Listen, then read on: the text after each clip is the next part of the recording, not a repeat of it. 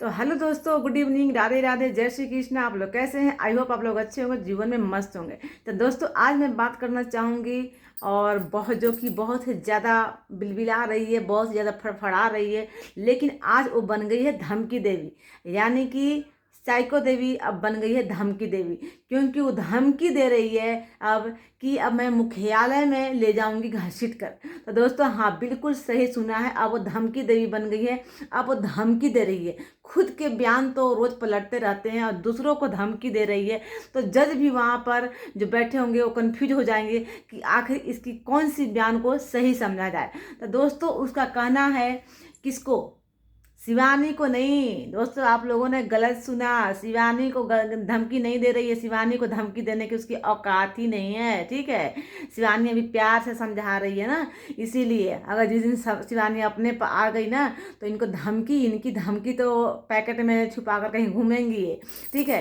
तो वो धमकी दी है दोस्तों।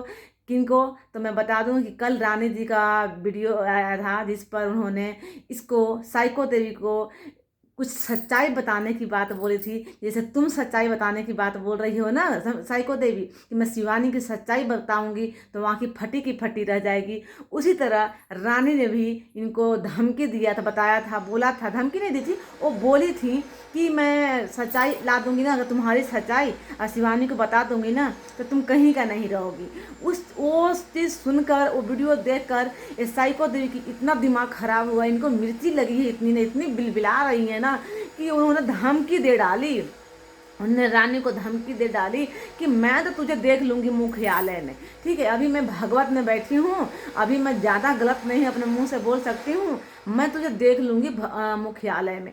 तो उन्होंने मुख्यालय में जाने का उन्होंने धमकी दिया है। धमकी, उनका दूसरा नाम धमकी देवी आ गया दोस्तों। उन्होंने रानी जी को धमकी दिया कि मैं तुझे मुख्यालय में घसीट लाऊंगी, ठीक। खुद तो कोर्ट में गई हैं, तो डेली रोती हैं, डेली आकर रोना रो रही हैं कि मुख्य हाईकोर्ट से मेरा केस वापस ले लो शिवानी, वापस ले लो शिवानी। ये दूसरा अब खुद ही कुल्हाड़ी, पैर पे कुल्हाड़ी मारने को तैयार है कि मैं मुख्यालय जाऊंगी। तो मुख्यालय जाना है, जाओ, प्रधानमंत्री के पास जाना है, जाओ, सीएम के पास, डीएम के पास, जिसके पास जाना है। भाई, तू तो रोज ही धमकी देती है, देती रहो ना भाई। जब तुम्हारा बयान एक तरह के रहेगा तब तो कोई तुम्हारी सुनवाई भी करेगा ना।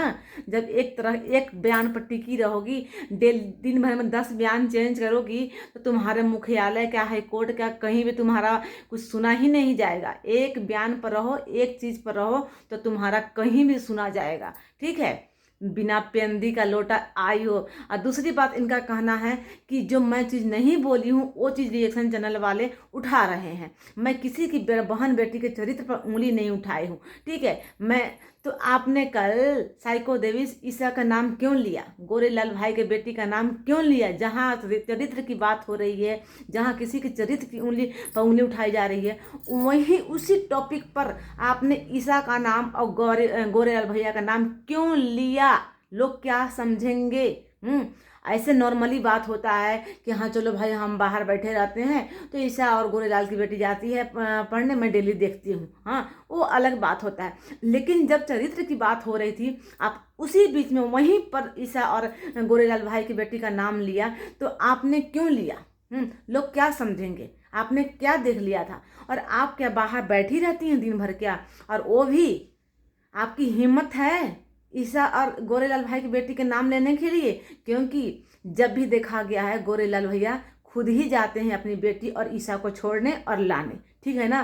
तो मजाल ही नहीं है कि आपके मुंह ही नहीं है कि, या फिर आप सोच भी नहीं सकती हैं कि दोनों पर कुछ इल्जाम लगाने के या कुछ देखने की, ठीक है ना। आपको तो देखने के लिए भी नहीं मिलते होंगे उन लोग। भाई, उन्होंने तो वही गाड़ी से जाते हैं, बाइक से या कार से, और गोरेलाल भाई जाते हैं लेकर आते हैं, हाँ। तो कैसे तुमने तुमने गाड़ी देखा होगा, ठीक है ना, और देखा भी होगा, थोड़ा सा झपकी से देखा होगा, हल्का फुल्का देखा होगा। तो तुमने क्यों उस टॉपिक पर वहां पर नाम लिया? क्यों नाम ली वहीं पर? क्यों तुम वहां पर भाई नाम, जब किसी के चरित्र की बात हो रही है, तुम कर रही हो, और वहीं पर तुमने ईसा गोरेलाल के भाई का नाम लिया, और आ जाती है दूसरे दिन सफाई देने कि मैंने ऐसा नहीं बोला। तुम एक दिन शिवानी के लिए बोली कि उसके साथ खूब रील्स बनाती है सड़सड़ का चिपक कर, और दूसरा दिन बोली कि नहीं, मैं ऐसा नहीं बोली हूँ, मैं किसी के चरित्र पर उंगली नहीं उठाई हूँ, हाँ। आज कल तू ईसा और गोरेलाल भाई के बारे में बोली, बेटी के बारे में, आज तू बोल रही कि मैं नहीं बोली। तो वही तो बोलेंगे, अगर तू एक बयान पर रहेगी ना तो तुम्हारा कहीं भी सुनवाई हो जाएगा, लेकिन तू एक बयान पर तो रहती नहीं है ना। तुम्हारा दिन भर में 10 बयान बदलते हैं, तुमको जहाँ जाना है जाओ, ठीक है ना।